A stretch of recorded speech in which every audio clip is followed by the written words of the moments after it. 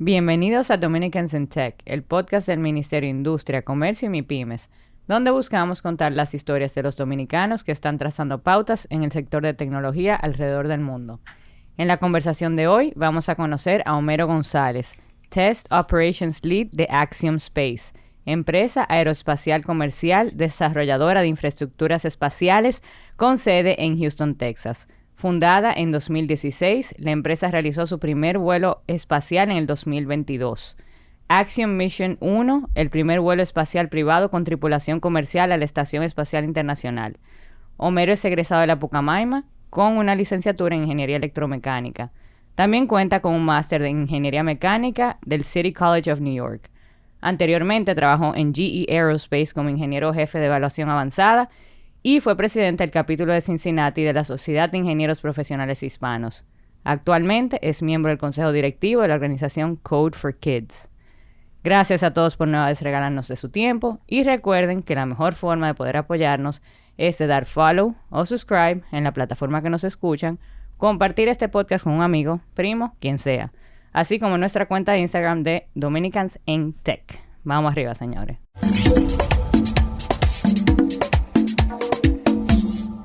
Bienvenidos a esta nueva temporada de Dominicans in Tech. Yo soy Michelle Aybar, de vuelta con ustedes a presentarles a los dominicanos y a las dominicanas que están dejando su marca en el sector de tecnología en el país y en el mundo.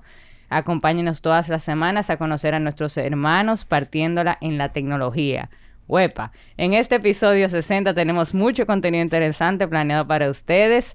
Pero antes de presentarle a nuestro invitado, tenemos una guest host muy especial, a quien tuvimos en un episodio anterior, Isabel Torrón. Isabel, bienvenida y gracias. No, gracias a ustedes por la oportunidad de co-host. Y entiendo que hoy vamos a nerd out.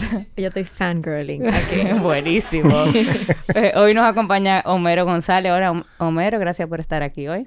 Hola, gracias por tenerme. Estoy bien emocionado de estar aquí.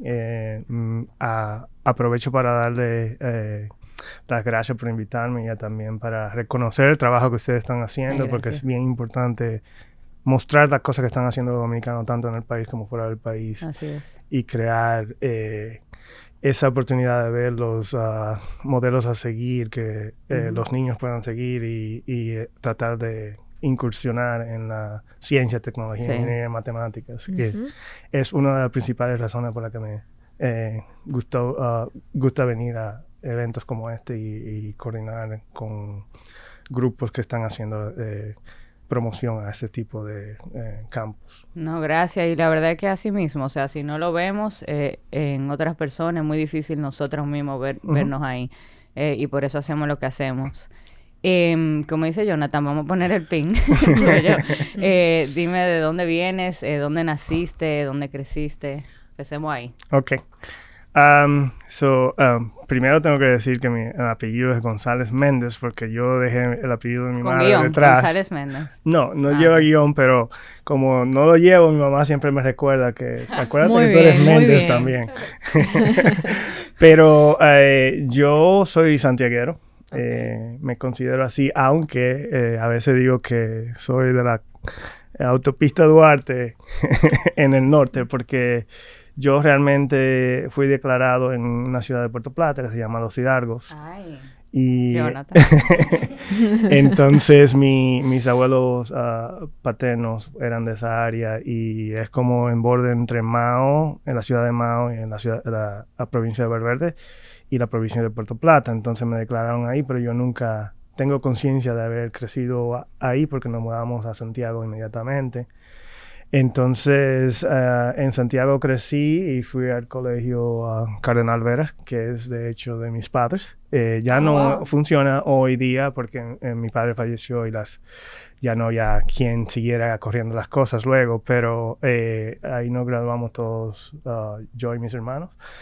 Y de ahí me fui a estudiar en la universidad en la Pucamaima de Santiago. Estuve incursionando en la carrera de electromecánica, ingeniería electromecánica, mención mecánica, básicamente porque era lo más cerca que había a estar en una carrera que te permitiera expandirte luego, como no había ingeniería aeroespacial acá. Y mis padres tenían también otro negocio que era un supermercado en Santiago y siempre estaba los tiempos libres trabajando con ellos, entonces era más fácil quedarse en la ciudad que incursionar fuera del país en ese momento.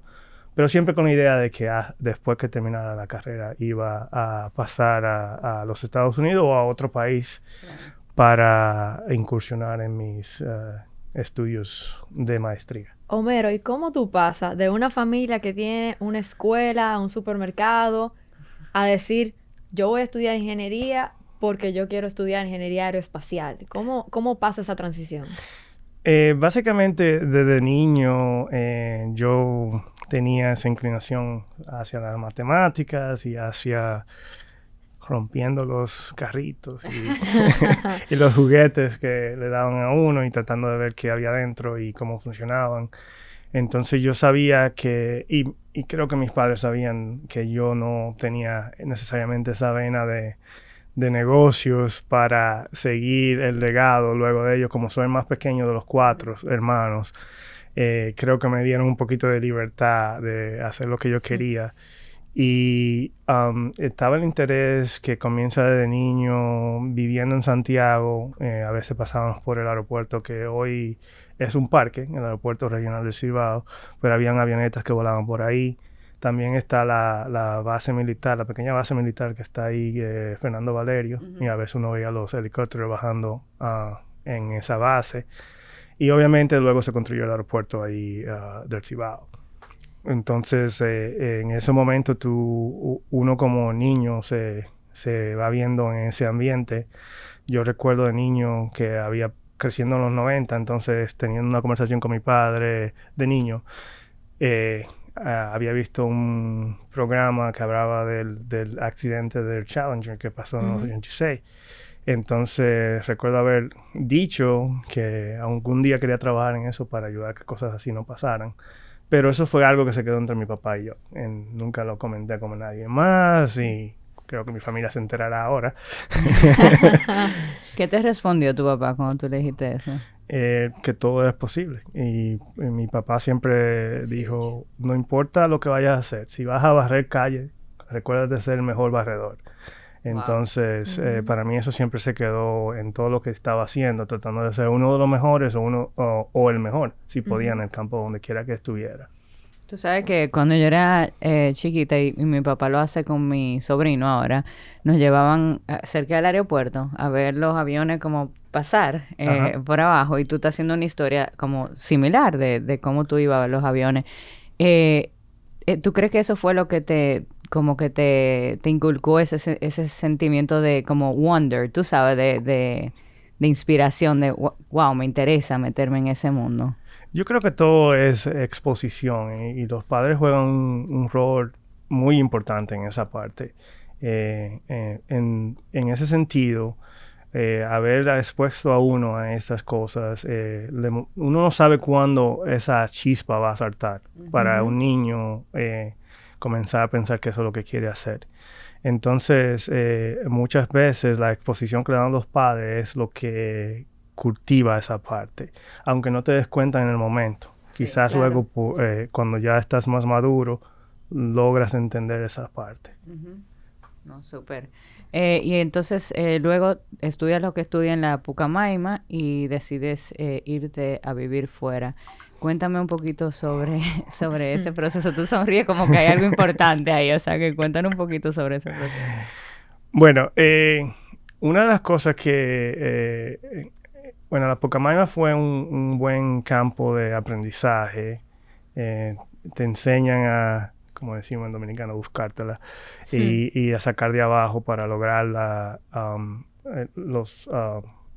carrera y volverte un profesional que sea, como decimos en inglés, resourceful, que pueda buscar las cosas cuando las necesita.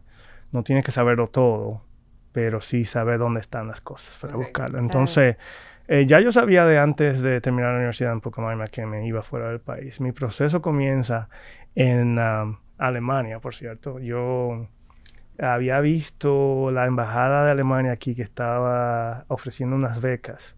Y yo me interesaba en una universidad que se llama Aachen University en el centro de Alemania. Y le escribí a la embajada y recuerdo que decía, solo damos una beca en el país. Wow. Y yo dije, ok. Esa es mía. Así era Yo todo. voy a comenzar a trabajar en eso. Y en ese proceso yo sabía también que tenía que hacer, tener un mejor nivel de inglés para ir, porque la maestría en inglés allá. La razón por que yo pensaba en Alemania era porque Alemania era como la meca de ingeniería mecánica. Y dije, aquí es que quiero ir. En el proceso de eso, me fui a Estados Unidos, tan pronto terminé, yo me gradué de la universidad aquí en Pucamaima. El día que cumplí los 21 me graduaba y me fui inmediatamente a Estados Unidos.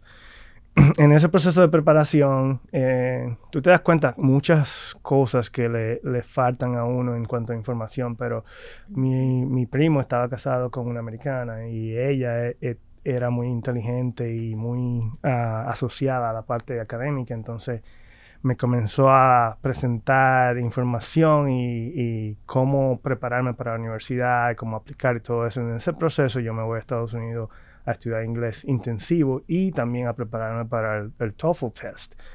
Y recuerdo una de las historias es que yo en ese diciembre me pasé 6 semanas que yo tomaba 8 horas de inglés diarias en preparación para ese examen. TOEFL. Y nada, me fue súper bien. Y de hecho, yo había tomado el examen sin estudiar. Y pasé lo suficiente, 3 puntos por encima de lo que necesitaba. Y dije, no, yo tengo que hacer mejor que esto. Y me fui a prepararme.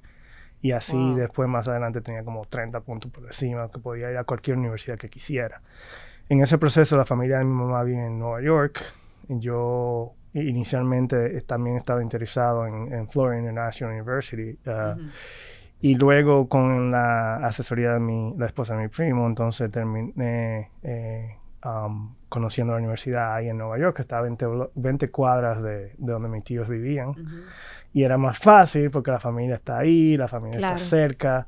Y en el proceso de mi preparación del inglés también, conocí a una chica española que vivía en Alemania y me dijo, tú no quieres ir para allá. Tú quieres estar más cerca de tu gente, tú quieres estar en un lugar más... Ella sabía mucho lo que tú querías, entonces. Y digo, yo sé, bueno, es cierto. Quizás es mejor estar cerca de tu familia 3 horas y media que estar a 10 horas, 12 horas. Y así, finalmente vine y me enfoqué en esa universidad, que yo quería ir a Columbia University, pero me iba a tomar más tiempo y ya yo no quería esperar. Entonces, el City College era una universidad que tenía muchas personas que habían obtenido premios Nobel y todo eso, entonces, incluyendo a Colin Powell, que estuvo en esa universidad. Entonces, ahí me decidí, habían amigos de la Pucamaima que ya también estaban entrando allí, y ahí formamos nuestro grupito. Y fue interesante ese proceso de la primera clase.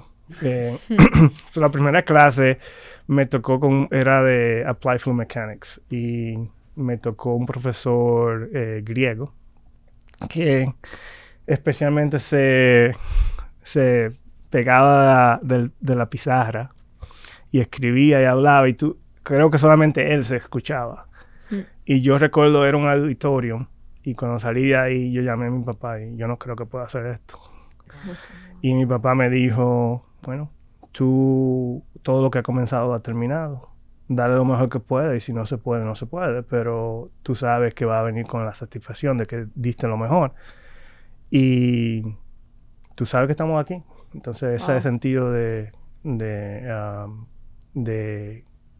seguridad me motivó más y yo continué. Ahora, hay un tema que desde el inicio, y tenemos poco tiempo en este podcast, pero ya yo veo los valores familiares de tu entorno. O sea, y la importancia que es cuando un niño que tal vez sueña en grande y un papá le dice, dale para allá, y una familia que lo apoya y no le pone los obstáculos necesarios de, tú estás loco por pensar así, o ¿qué es lo que tú vas a buscar allá?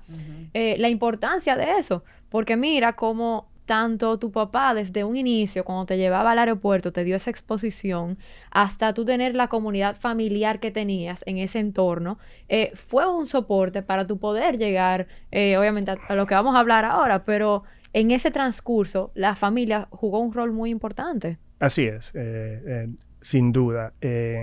Yo todavía digo que, a pesar de que soy yo que estoy trabajando con naves espaciales, con motores de aviones y eso en mi carrera, yo siempre digo que mi mamá no lo sabe, pero porque mi papá no está vivo ya, pero ella también está poniendo cosas en el espacio. Claro, por a eso es través que de ella mí. quiere su apellido ahí también. Claro. Oh. Bien por ella. Muy bien, merecido. No, y no solo, siguiendo lo que tú dices, ¿sabes? No solo son los padres, también los profesores Claro. que nos impactan. Porque eso es una edad donde somos sumamente Claro. impresionables. O sea, no sé si se dice así en español. Pero básicamente no sabemos que podemos aún, ¿entiendes? O sea, Claro. todavía no estamos muy seguros que efectivamente podemos irnos al espacio. Hasta que un adulto, que tú lo ves como una persona que tiene toda una vida y tiene como... tú le tienes cierta admiración, te dice, ah, tú puedes. Y ahí en ese momento cualquier barrera mental que se pudo haber creado no se termina creando. Entonces es una gran cosa, no solo los padres, sino también los profesores que tú tengas en esa etapa. Y en ese sentido, yo siempre he creído que si un día tú no crees en ti, toma prestado la creencia de otra persona. Y esa puede ser tus padres, tus mentores, otra persona que te dice, tú sí puedes. Entonces, para mí, yo me he encontrado con muchas de esas personas porque uno, en este proceso, uno vive mucho con el síndrome de impostor. Ajá. Y todavía hay días que tú siempre estás tratando de lograr algo más porque tú dices, yo estoy aquí, ¿cómo dice?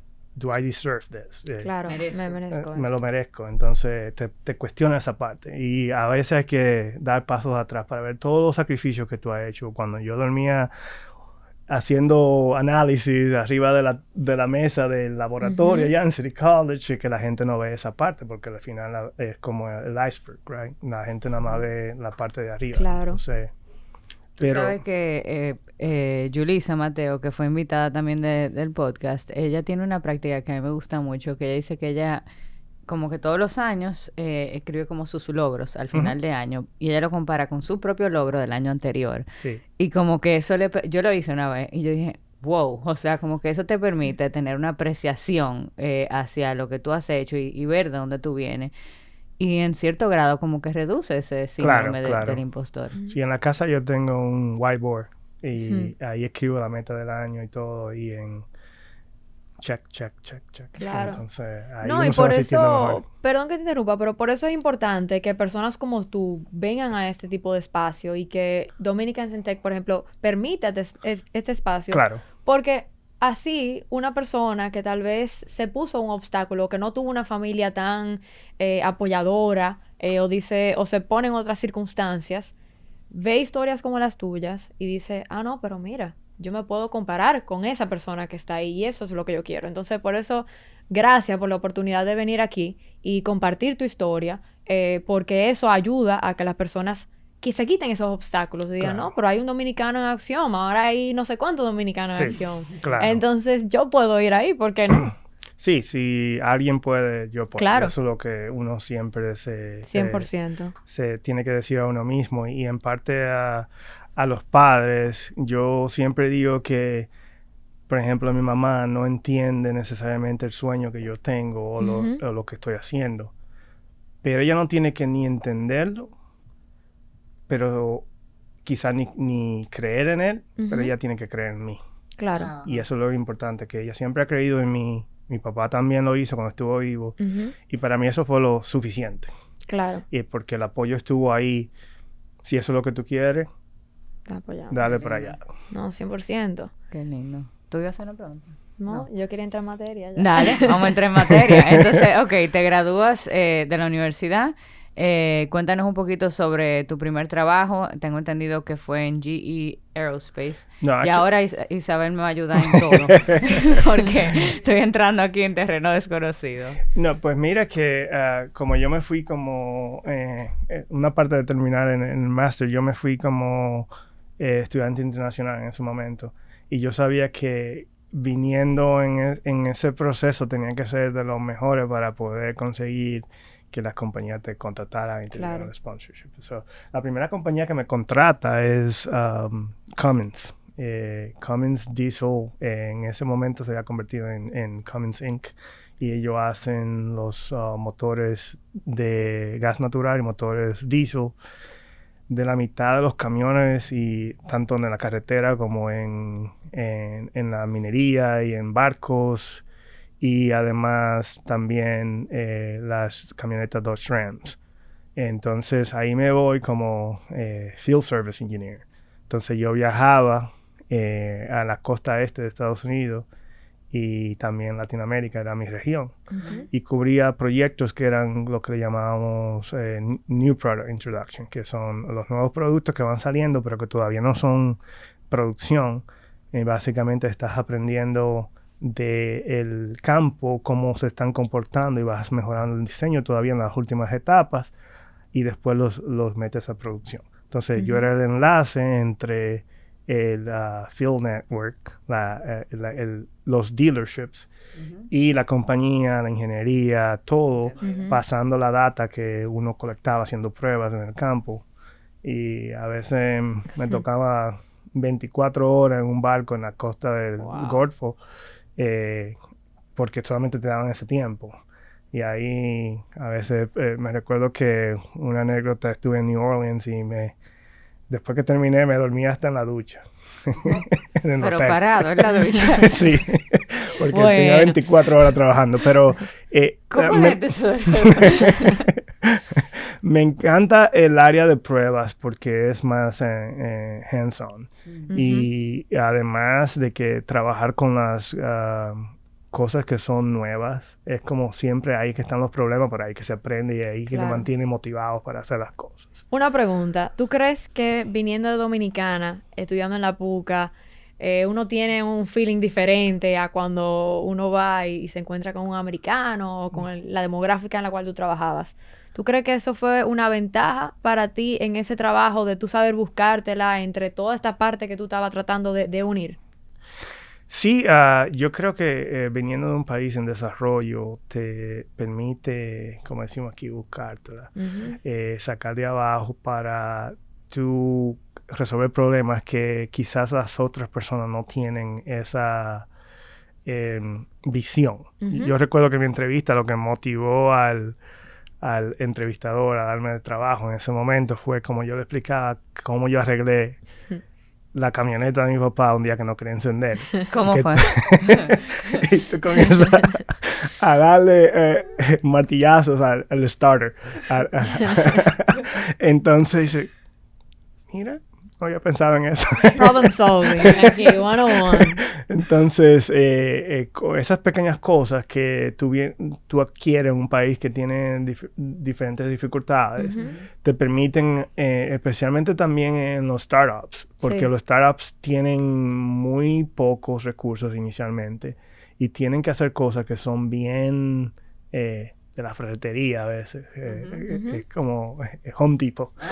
Sí. Entonces, tú vienes de un lugar donde tienes que buscar formas innovadoras para hacer las cosas funcionar, porque no todos los recursos están, y eso ayuda mucho comparado con otras personas que no han vivido esa parte. Sí.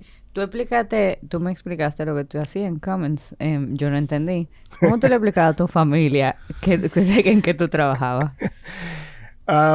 Yo creo que a veces... Lo entendí más o menos. Me faltó el último pedazo. A veces es más fácil enviarle una foto. Entonces, a veces yo estaba montado en un camión de minería de esos gigantes que las ruedas son 2 veces más grandes que tú, y tú le explicas, yo estaba instalando ese motor con los técnicos, los mecánicos, y dándole las pruebas que ellos necesitan realizar, y recogiendo la data y trayendo para atrás para...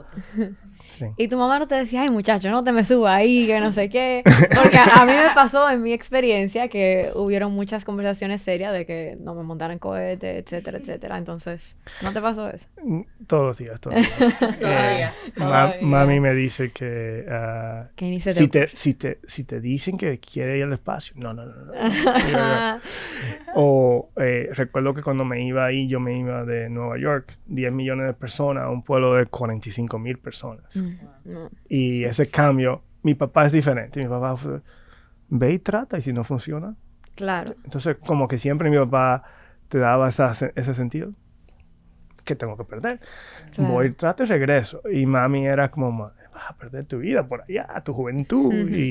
Pero después ya finalmente como apoya la decisión que tomas en ese sentido. Pero sí, los padres siempre van a creer que tú eres un bebé. Sí, no. Y ok, entonces tú trabajaste aquí. ¿Cómo tú llegas entonces? Porque todavía no has trabajado en aeroespacial, que fue esa chispa que inició todo ese proceso.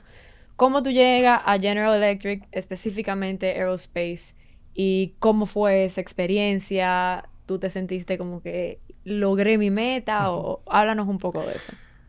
Básicamente, yo siempre digo que a pesar de que... debemos ponerlo de esta manera.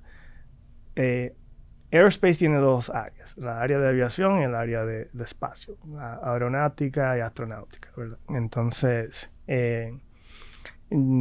yo digo que la parte de Aerospace me seleccionó a mí en vez de yo seleccionarla a ellos, aunque aviación era mi sueño de adulto, la parte espacial era mi sueño de niño. Uy, qué lindo. Entonces, y esta es una de las partes que quiero hacer énfasis en esta entrevista, es que yo comienzo mi carrera justo al pico de la crisis económica. En el 2008. En el 2009, después de este trabajo, la economía colapsa y la mayoría que comenzamos todos juntos fuimos un despido masivo. Wow. Pero realmente yo recordaba mi experiencia en Columbus, Indiana, y yo, en vez de estar triste, estaba alegre. Porque ya mi papá había fallecido el año anterior y como que sentía que era el momento para regresarse con mi familia. Yo hice pasantía durante mi maestría con Edison, que es una de las compañías de utilities de energía de Nueva York, una de las compañías más grandes de Estados Unidos. Si estás en Nueva York, son los que te proveen el gas, la electricidad y todo eso. Y trabajé 3 meses con ellos, que era mi pasantía, y me pidieron, habían chicos de MIT y todo, y el único que le pidieron que se quedara fue a mí. Wow. Y ahí pasé un año y terminé mi pasantía con ellos, part-time. Y de ahí me fui a Cummins. Después de Cummins, entonces, cuando eso pasó, yo me regresé a trabajar en la compañía de energía, porque era lo más seguro en ese momento. Claro. La gente todavía tiene que comer, la gente tiene que usar electricidad, entonces habían trabajos ahí. En menos de un mes, yo me consigo un trabajo nuevo. Todavía tengo ¿cómo le llaman? El seguro de indemnización de pérdida de trabajo que te da la compañía por el layoff.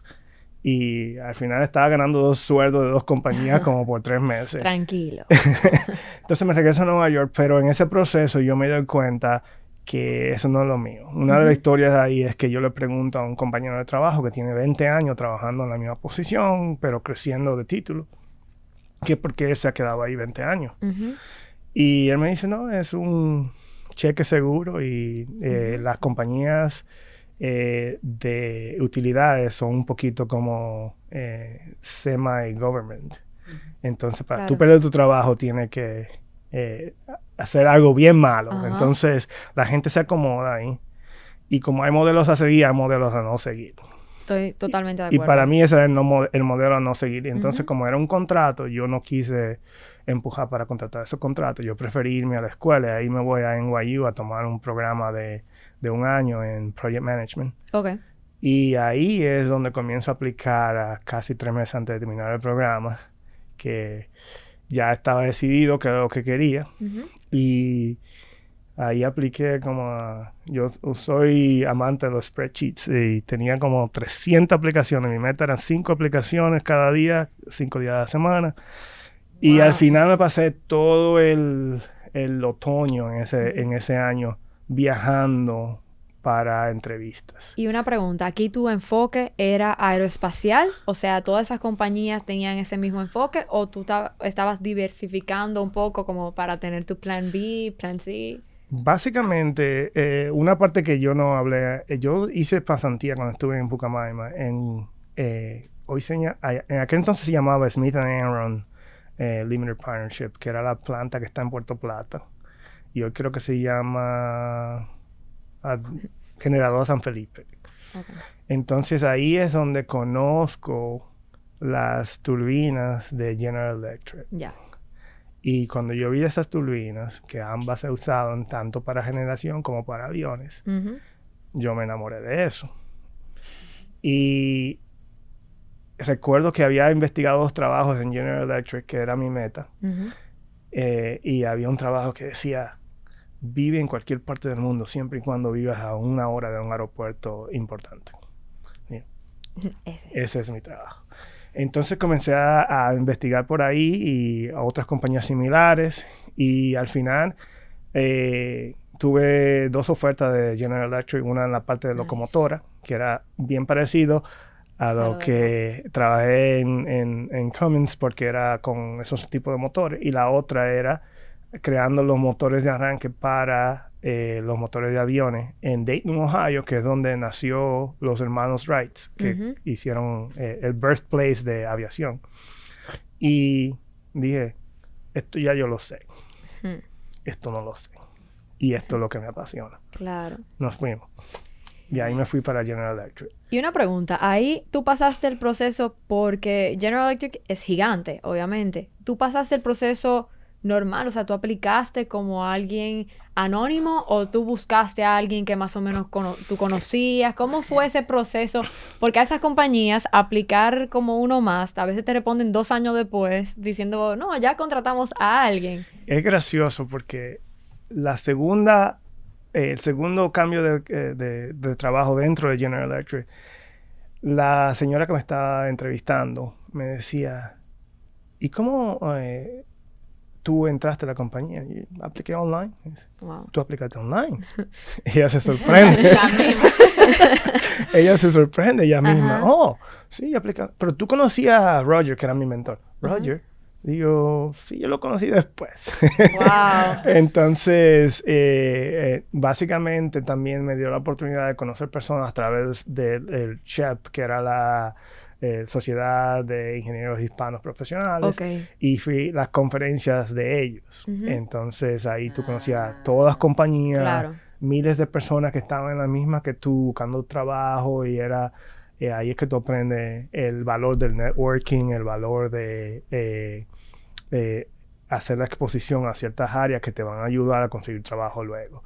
Y nada, es increíble, pero sí, conseguí el trabajo aplicando online y de ahí así ha sido todo para mí. O sea, LinkedIn ha sido el lugar. Te entiendo. Pero eso es un buen tip, el tema del networking. Y si hay una industria, una empresa en la que tú quieres estar, de empezar a involucrarte en ese mundo en la medida en que tú puedas y conocer a personas, porque tú no sabes hacia dónde eso te puede llevar. Posiblemente, sí, tú aplicaste online, pero posiblemente el tú haber pasado por todos esos lugares... Claro.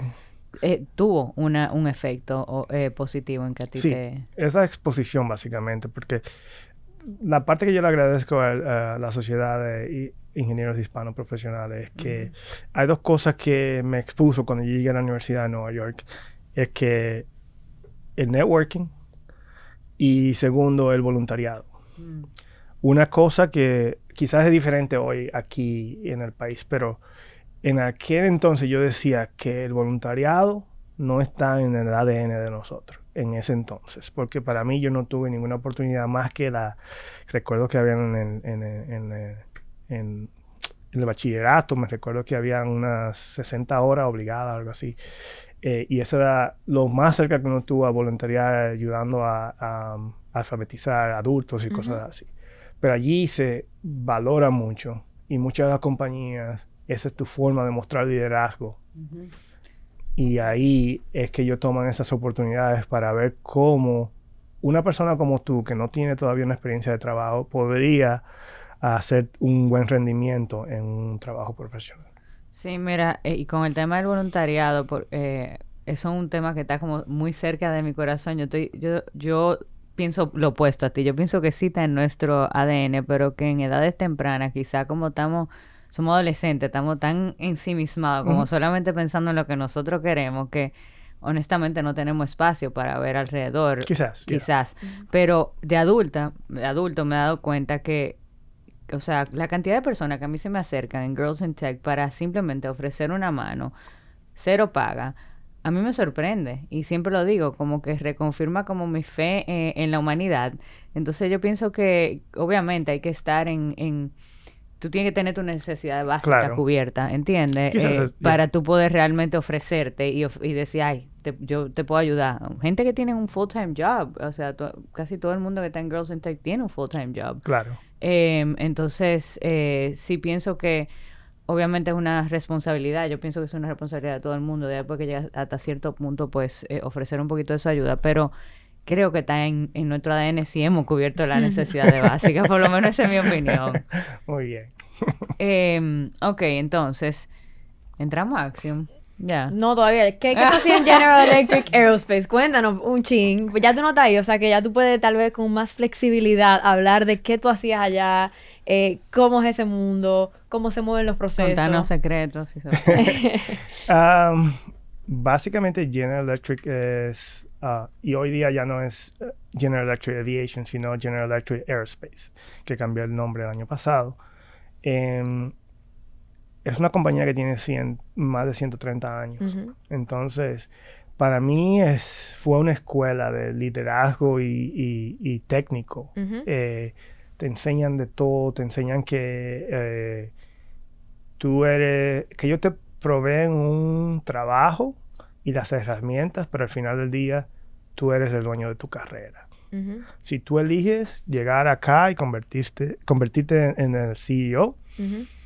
esa es tu meta, o vicepresidente, ejecutivo, o si tú decides que tú quieres ser mejor en lo que tú haces técnicamente, ellos proveen las herramientas y las oportunidades, pero al final empujan a que sea tu propia decisión.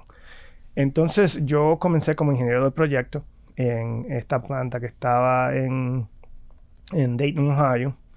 Y allí hay mucha historia, porque ahí en ese lugar se juntaron dos de las personas que crearon lo que era el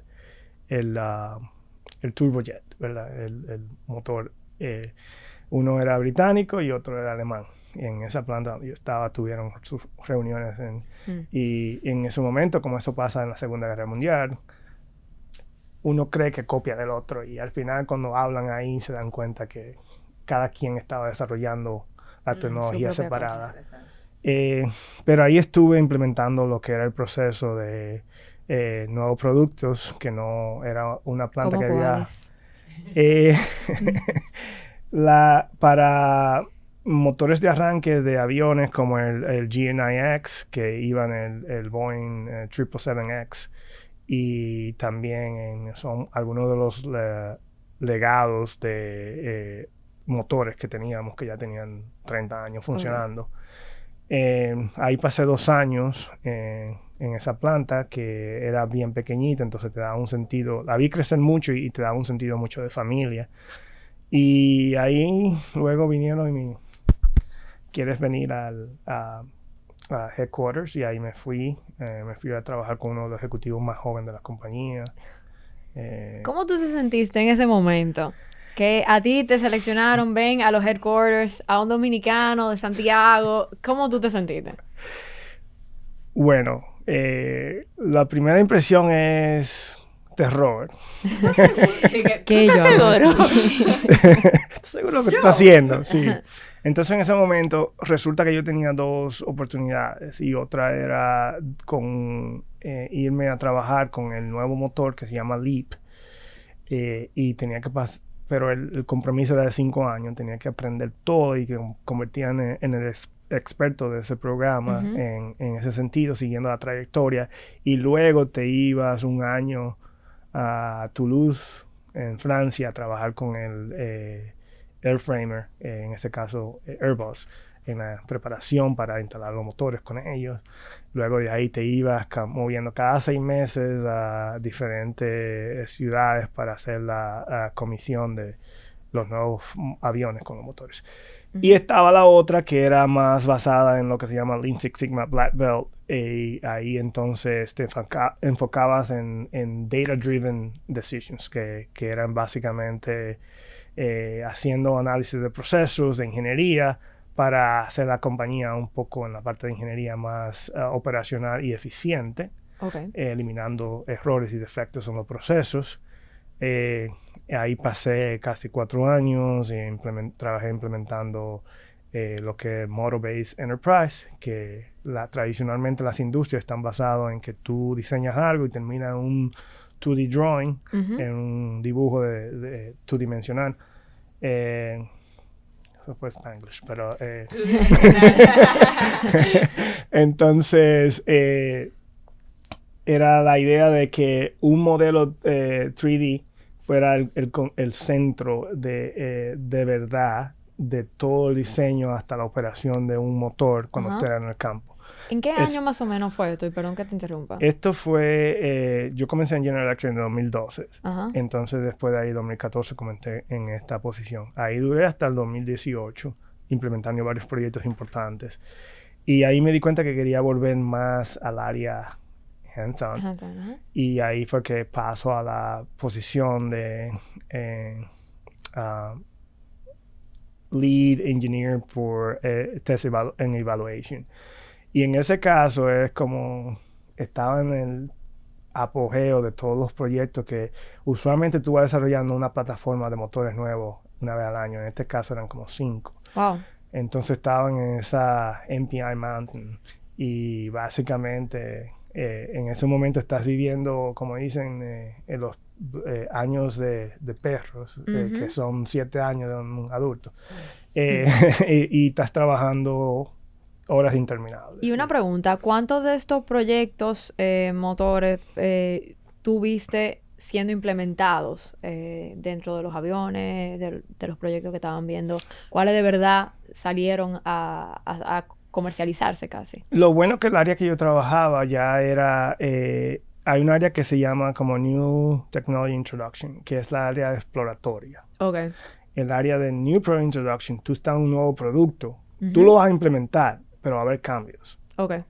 Entonces, un nuevo producto donde tú estás aprendiendo y haciendo pruebas y vas modificando el diseño hasta que lo puedes certificar con la FAA y sacarlo al mercado. Entonces, en esa parte, lo que estás seguro que ese proceso, esos proyectos van a salir, todo lo que yo estuve salieron. Y ya lo que estás enfocado en la calificación, en la certificación y ya ponerlo en el mercado para que comiencen a volar. Super. Entremos en Axiom. Dale. Cuéntanos cómo llegas ahí, a Axiom. O sea, ¿por qué sales de la empresa anterior y cómo llegas y ya entremos como en todo ese recorrido? Bueno, ya cuando va llegando la parte final de mi programa, que era el G9X, se había hecho el Made in Flight, que es el primer vuelo del avión. En ese momento había pasado a principios de año. Yo estaba pasando mi tiempo entre Estados Unidos e Italia, porque estaba corriendo 2 diferentes programas y el que estaba en Italia era el GNX, que ese motor iba en el Dreamliner, en el 787 de Boeing. Y como estaba vendiéndose a muchos clientes fuera de Estados Unidos, en el área del Medio Oriente, pasaban por muchas áreas que tenía mucho polvo. Entonces, yo estaba encargado de la prueba para mejorar el diseño, que consistía en lanzarle polvo al motor constantemente y ver cómo el interior, tanto el sistema de alta presión como el sistema de baja presión, se comportaba. Lo que pasa es que todo lo que está en un motor de avión es como si fuera aerodinámico, como el ala de un avión. Entonces, las aspas que están dentro del compresor, así como de la turbina, funcionan de la misma manera, con el mismo concepto. Y cuando se van deteriorando, se va perdiendo el rendimiento. Y tienes que diseñar materiales que sean mejores y materiales que puedan soportar eso. Si tienes una idea de cómo funciona la arena, el polvo en el calor se cristaliza. Y muchas de esas cosas crean inconvenientes que tú no quieres que un motor se apague en medio de operaciones. ¿Right? Entonces... 100%. Estamos de acuerdo ahí, sí. Aunque cada avión puede volar con un solo motor, pero tú no quieres que perderlo para que la gente no se aterrorice. Pero parte de la prueba que yo trabajé, de hecho, es una prueba que se llama ETOPS, que consiste en la cantidad de horas que tú puedes certificar un motor para volar solo el avión hasta que pueda llegar a un lugar de viarte. Y pueden ser 3 horas, hasta 5 horas y media, porque estás volando de lejos entre Europa y Estados Unidos y tienes que desviarte a Iceland. Entonces tienes que estar certificado para eso. ¿Eso ya tú lo hacías en Axiom? No, lo hacía en GE. Entonces cuando terminó, llega el COVID, la industria de aviación se va abajo, el programa está terminando, ya yo estaba pensando cuál iba a ser lo próximo para mí, entonces comencé a mirar afuera. Y nada, al final hubieron 25% de layoffs de la compañía. Pero nada, al final, igual que el primer layoff de mi carrera, a veces siento como que a veces me siento que tengo que volver atrás y darle las gracias. Porque te empuja a la nueva oportunidad. Claro. Y ahí yo me comencé a entrevistar con compañías. Yo decidí que lo que quería en ese momento era incursionar en la parte espacial de aerospace. Y en ese momento me había decidido que iba a solamente aplicar compañías espaciales. ¿A nivel privado como Axiom o a nivel gubernamental y más burocrática como ya lo que tú conocías dentro de General Electric como la NASA?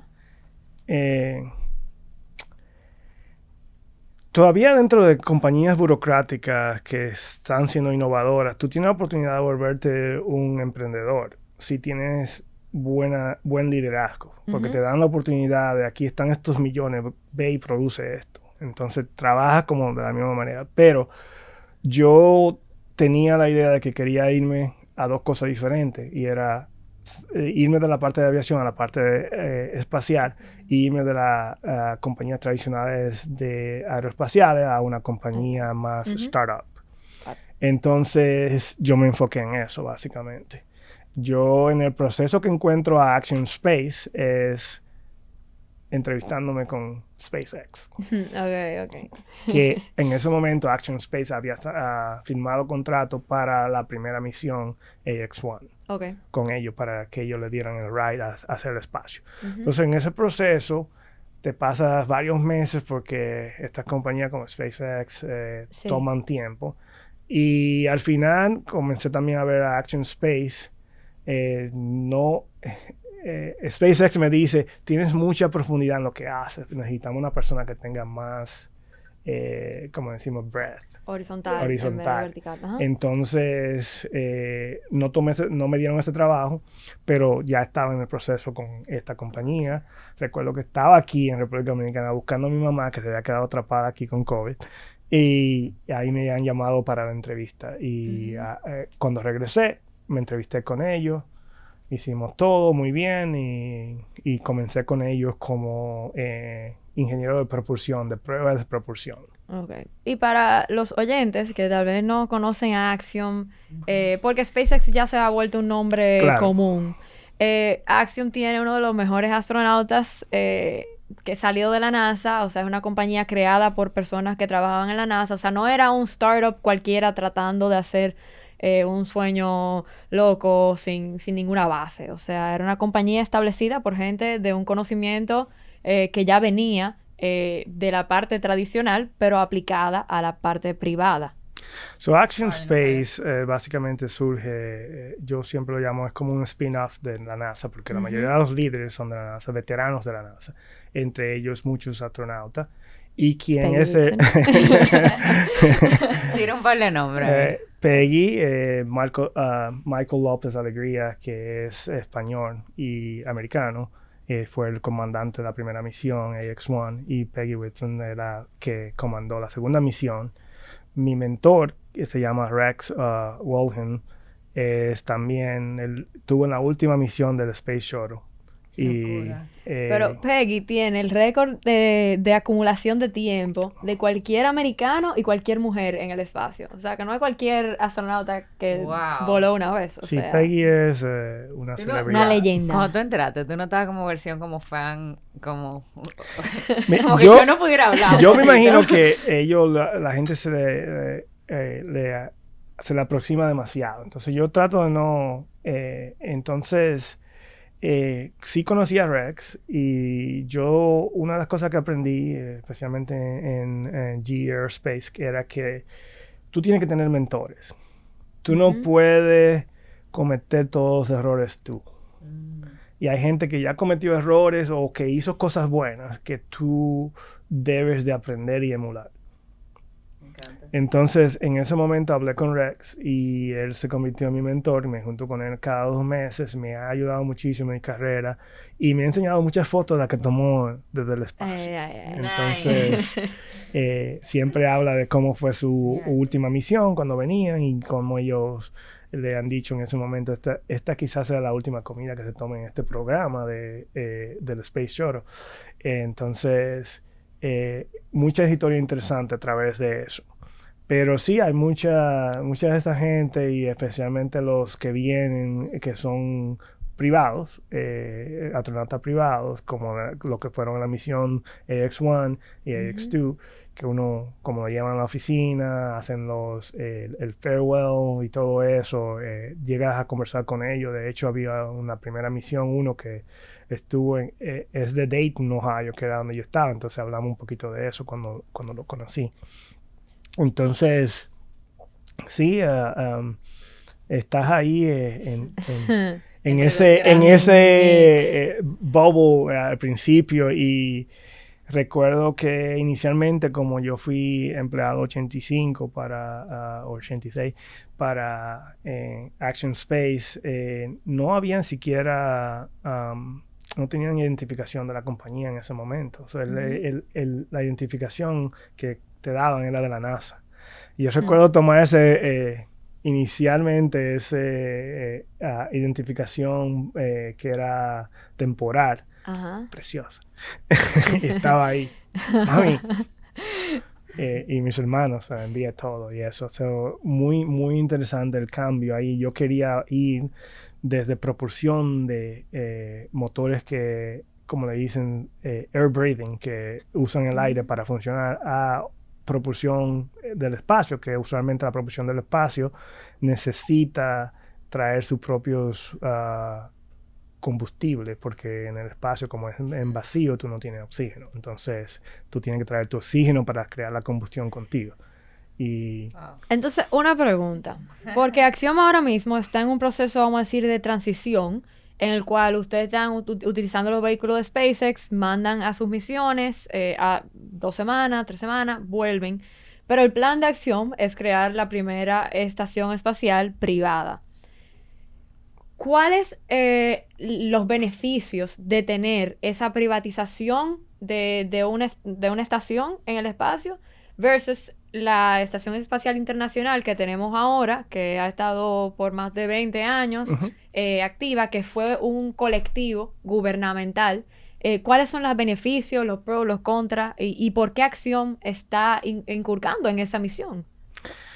Básicamente, como te dije, el CEO estuvo como 10 años, de 2005 a 2015, dirigiendo el programa de la Estación Espacial como Program Manager, que es la principal autoridad de la estación en ese momento. La dirección de la NASA y sus socios, que eran los países asociados como la Unión Europea, Japón, Canadá y Rusia en ese momento, básicamente habían planteado la dirección que iban a seguir. Y la dirección que iban a seguir era comenzar a dar oportunidades al área comercial y al área privada de tomar la parte de lo que le llaman la órbita terrestre baja.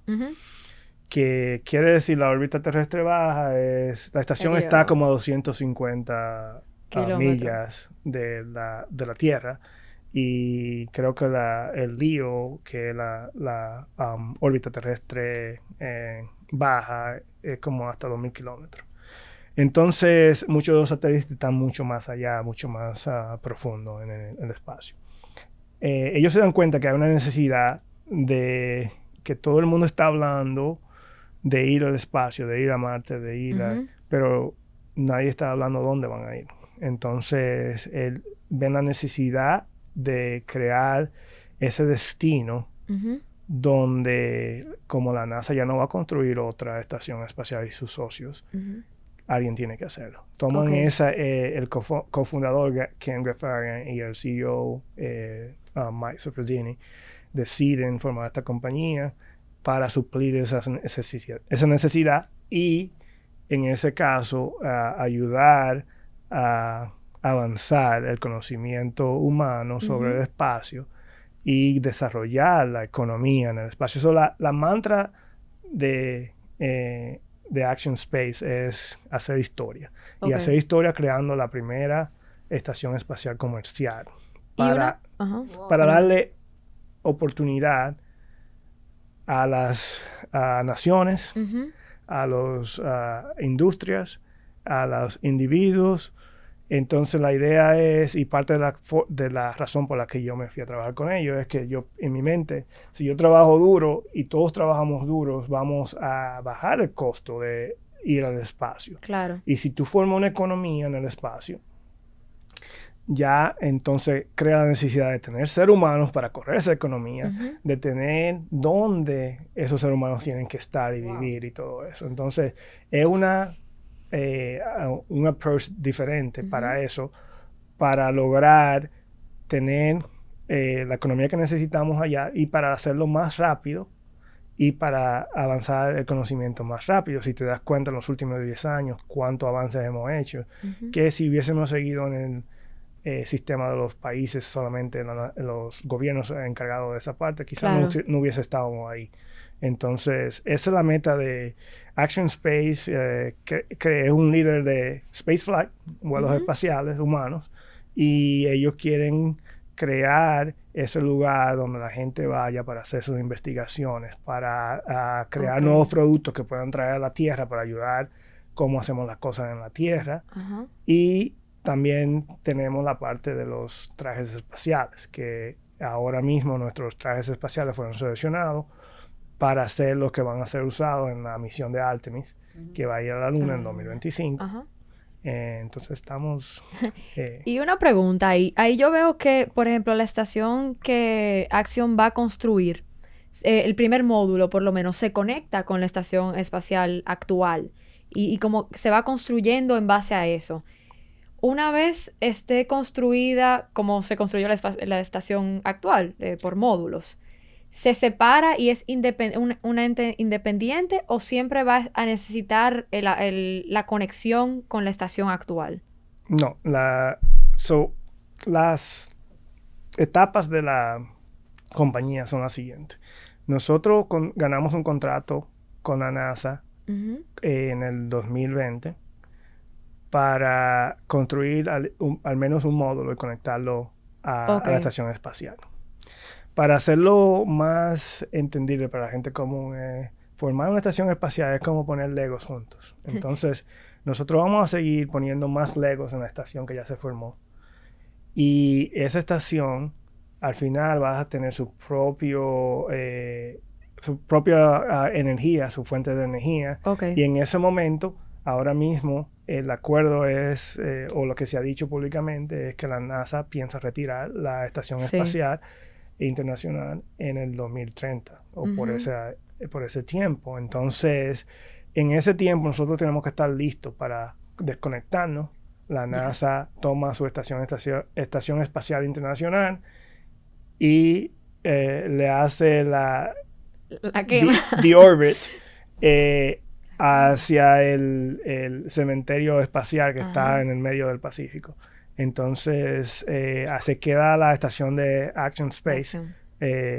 orbitando. Orbitando. Y la idea es que nosotros vamos a suplantar la Estación Espacial Internacional cuando eso llegue. Los astronautas de la NASA irían a visitarnos en nuestra estación Ok. y también democratizar el espacio para permitir naciones que no están en parte de ese grupo internacional de socios de la NASA que también pueda ir, como pasó con el grupo que fue recientemente, Ujú. que fueron de Arabia Saudita, y el grupo anterior hubo personas de Canadá y personas de Israel, que, como te dije, es parte de la misión de Action Space, democratizar y crear ese destino Ujú. donde otras personas tengan acceso a desarrollar tecnología.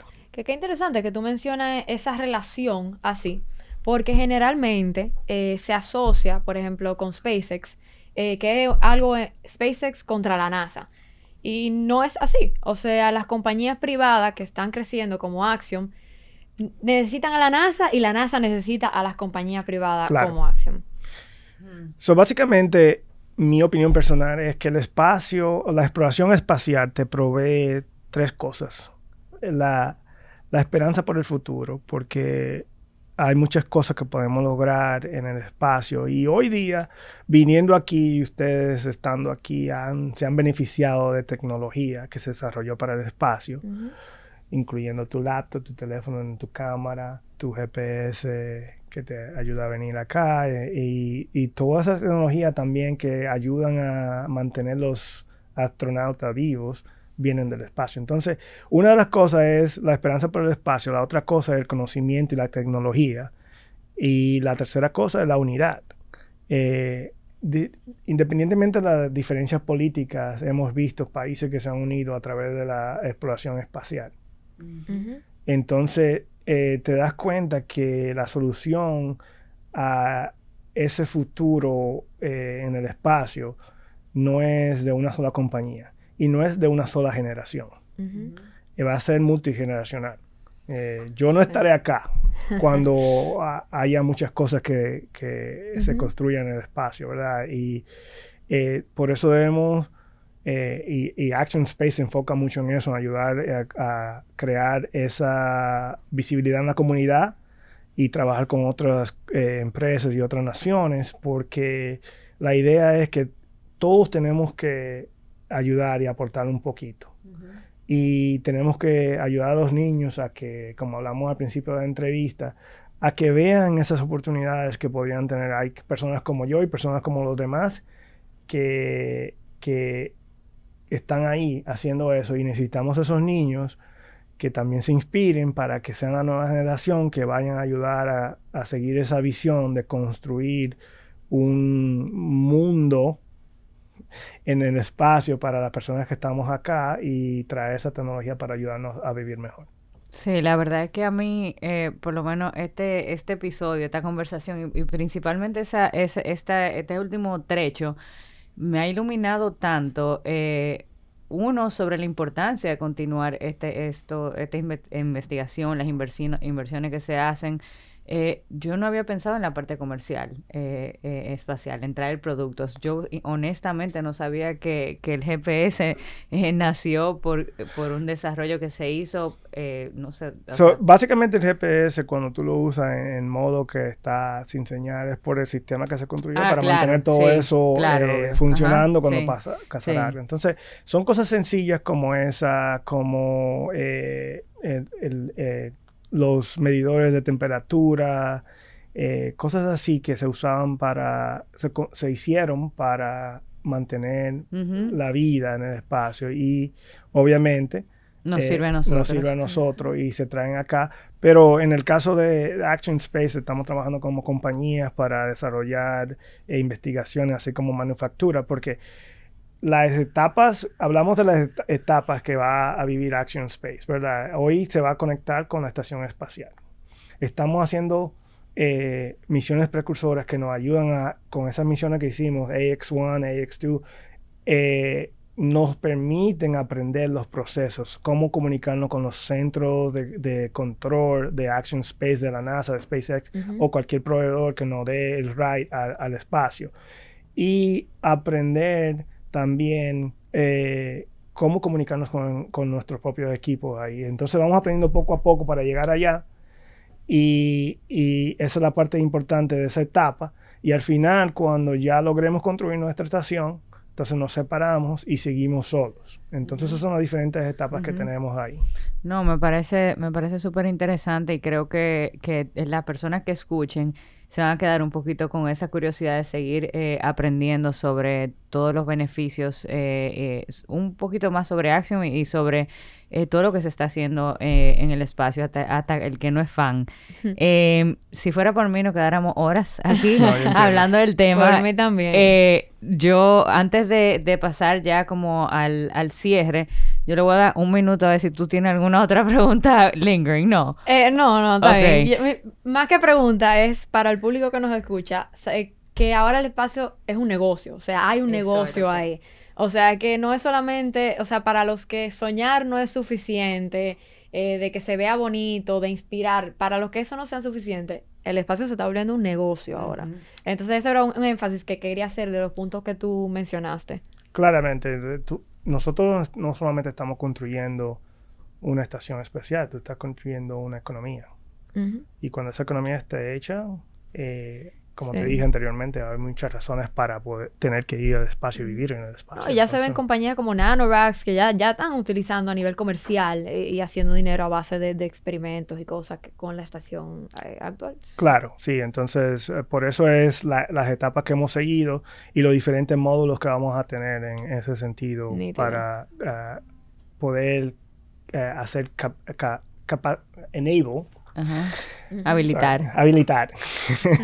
Para habilitar las capacidades que son necesarias para las compañías, para los astronautas privados y de gobierno ir a hacer sus investigaciones y desarrollos allá. No, la verdad es que sumamente iluminador y justamente ese era el punto que yo como que me hizo plum. Sí.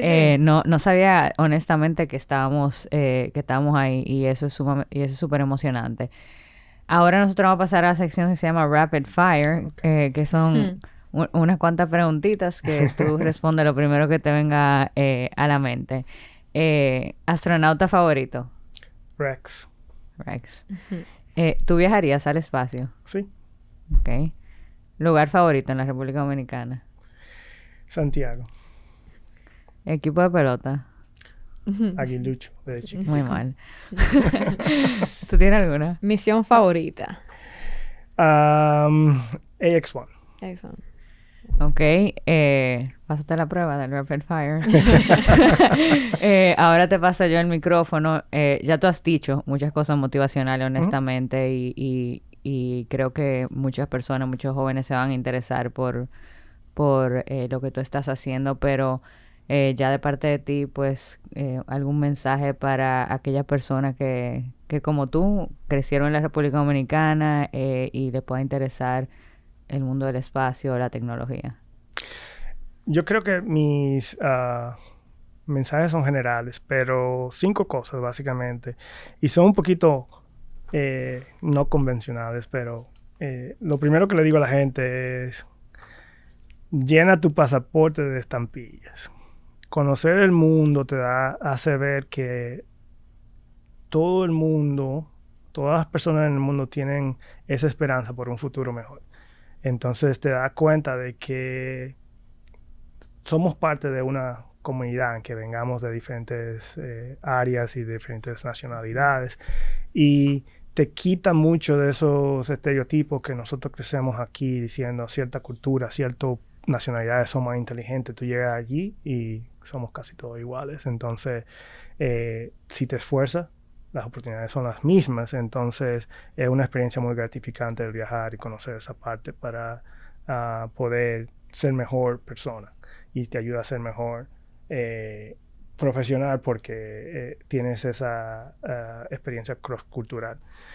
La segunda es, yo digo siempre que tienes que honrar tus sueños luchar por tus sueños, honrar tu familia, honrar tu nación. Cuando estamos allá afuera somos embajadores de nuestro país, embajadores de nuestra comunidad, nuestra familia, y básicamente la gente hablará de ti necesariamente por lo que has hecho, pero investigará de dónde vienes por ese esfuerzo que tú has puesto para lograr cosas. Entonces, la tercera cosa es que lo más pronto que te des cuenta y te des cuenta que fallar no es un problema y que el fracaso es solamente cuando te detienes, lo mejor.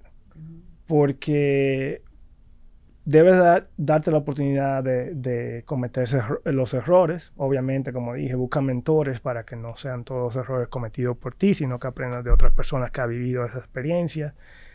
Y si las cosas salen bien una vez y fallaste 100, vale la pena. Claro. La cuarta cosa que yo tengo es más para recordar a la gente que la zona de confort es una zona estéril, no produce nada mayormente. Sal de tu zona de confort, no tengas miedo, enfrenta tus miedos. Yo vine aquí y estaba aterrorizado de hacer entrevista y todavía la hice, porque al final la forma que yo hago las cosas es que si me da miedo, eso es lo que voy a hacer. Si no me asusta es porque no es tan grande. Es porque está cómodo. Entonces, lo importante no es saber que todo lo grande es importante, ni todo lo que es importante es grande, sino las cosas pequeñas también ayudan en ese sentido.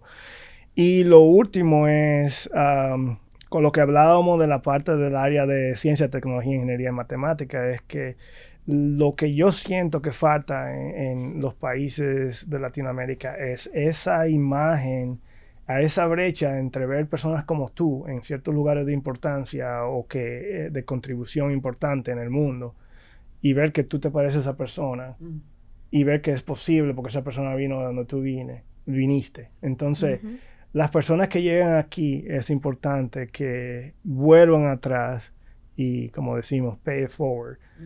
Ayudar a los que vienen detrás, ser un role model para los que vienen detrás y nada.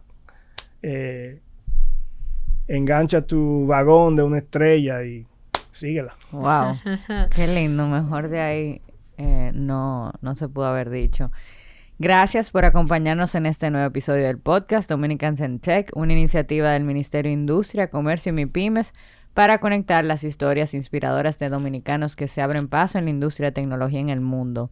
En especial, gracias a Isabel por volver al estudio como co-host para este episodio 60 de Dominicans in Tech.